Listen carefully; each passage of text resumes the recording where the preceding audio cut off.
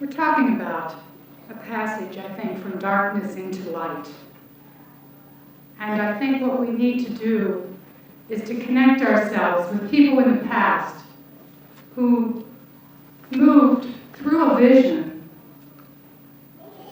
from darkness by their action into light. And I'd like for all of you, if you could, because I think we have to move together, if you could take one another's hands. And if we could think together of those in the past 150 years, who have helped to move us by their vision and by their action from darkness into light. And I'm reminded first of those who were involved in the abolition of slavery, of the Harriet Tubmans, the Sojourner Truths, the Grimke sisters, William Lloyd Garrison, Frederick Douglass, and all the nameless people who took part in the Underground Railroad and in the struggles to end slavery at a time when that was thought to be insane, crazy, hopeless, not very practical. However, in their struggles and in their efforts, we can look back in history and see that slavery did end.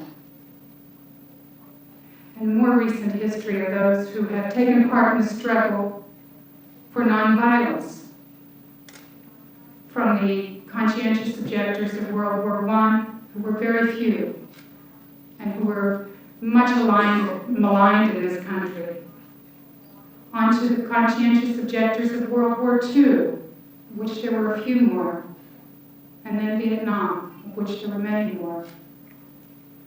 From Gandhi, Martin Luther King, Dorothy Day, Cesar Chavez, and Dolores Huerta.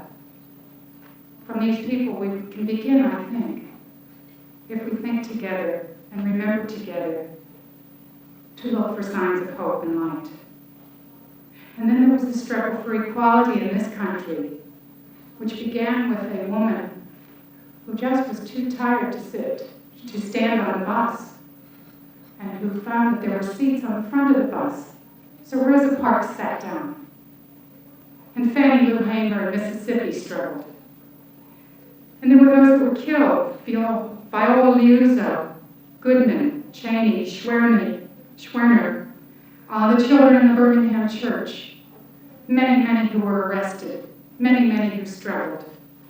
And from those people, we found the beginnings of hope and more struggle, and the need to continue to struggle. And then around the world, those who have struggled over years for freedom and for justice. People like Malcolm X in this country, who saw a wider vision. Nelson Mandela, Steve Biko, and so many in South Africa who have been in prison, who have died. Kim Chi-ha, and all political prisoners in all those prisons around the world who have suffered torture and death. Bishop Oscar Romero, and the 10,000 nameless in El Salvador, and those who continue to suffer and struggle. All the victims of hunger and oppression, especially the children of the world. For all those people, and from all those people, we take hope.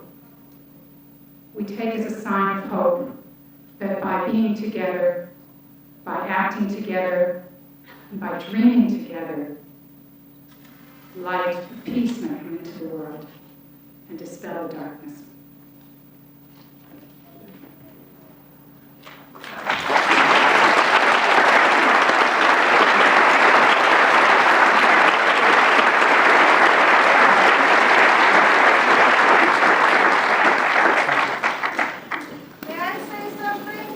Please, if you can be brief, because we have a long evening I now. only have a second. I'm Mary Ann Guerrieri. I'm the editor of the Child's Advocate newsletter, the only newsletter in this country that gives the exact law versus practice on child care and adoption. In 1969, I learned that I was the first known former foster child, unadopted, to have finished college, and I almost died. There are 1/2 children being held, 250,000 of them, being held by Catholic institutions who receive 90% of their funds from the federal government.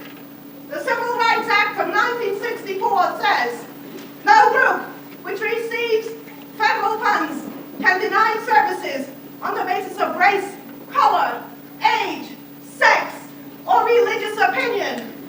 Therefore, any Jew has the right to adopt a child from a Catholic agency. I want everyone to remember that. Thank you. Our next singer is Sarah Adamore from Orange, New Jersey.